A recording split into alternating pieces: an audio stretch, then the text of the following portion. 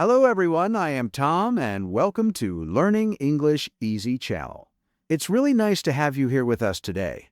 Wherever you're listening from, maybe at home, in your car, or during a break at work, we're glad you're here. Today feels like a good day.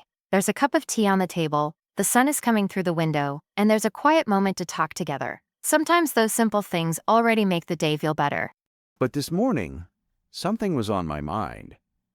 After reading some news and talking with friends online, it felt like many people are worried about the world these days. Some feel sad, some feel anxious, and honestly, that's understandable.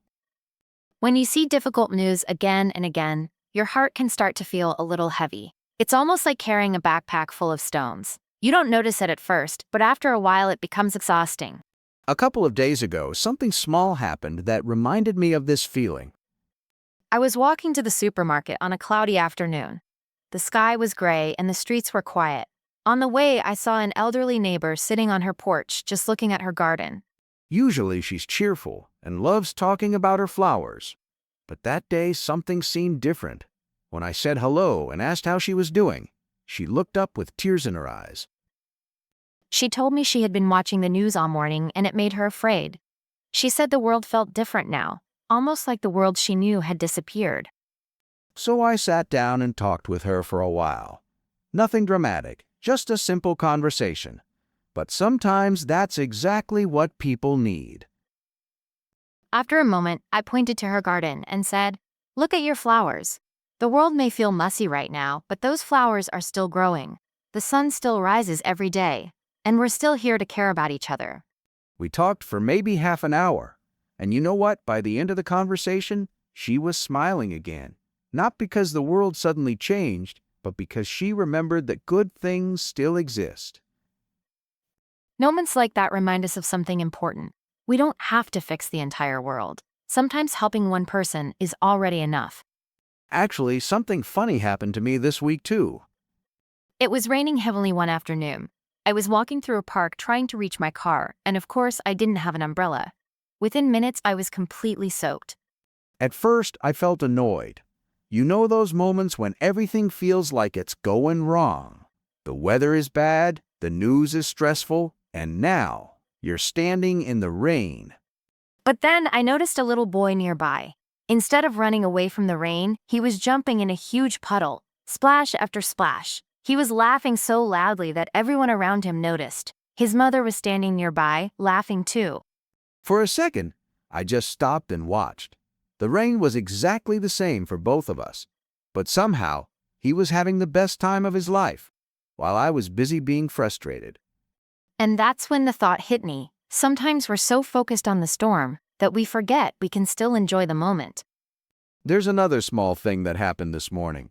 I was making tea and using an old cup that I've had for years. It's my favorite cup, but there's a tiny crack on one side. I was actually thinking about throwing it away. But when the sunlight hit the cup, something unexpected happened.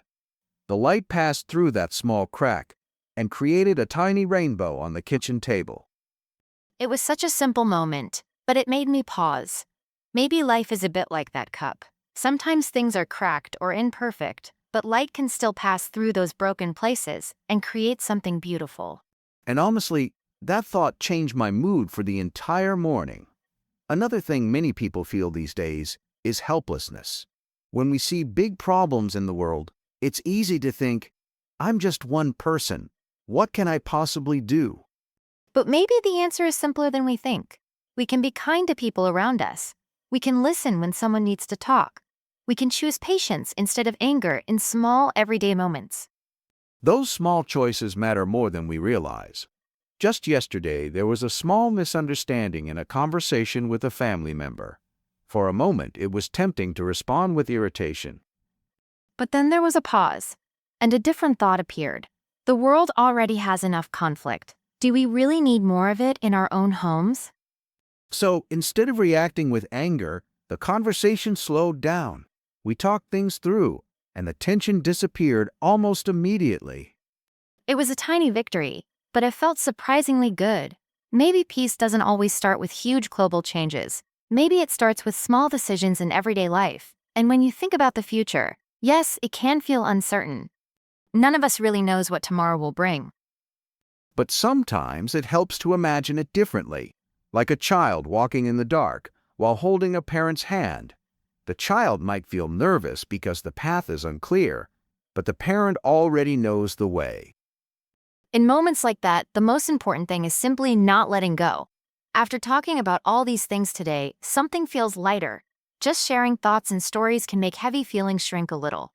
So if the world has felt overwhelming lately, remember this: you're not alone in that feeling. And even in difficult times, there are still small moments of light everywhere. Sometimes it's a conversation with a neighbor. Sometimes it's a child laughing in the rain. Sometimes it's a tiny rainbow on a kitchen table. And those small moments, surprisingly, can change everything. Thanks for spending this time here today. Take a deep breath, take care of yourself, and hopefully the rest of your day brings a little more peace.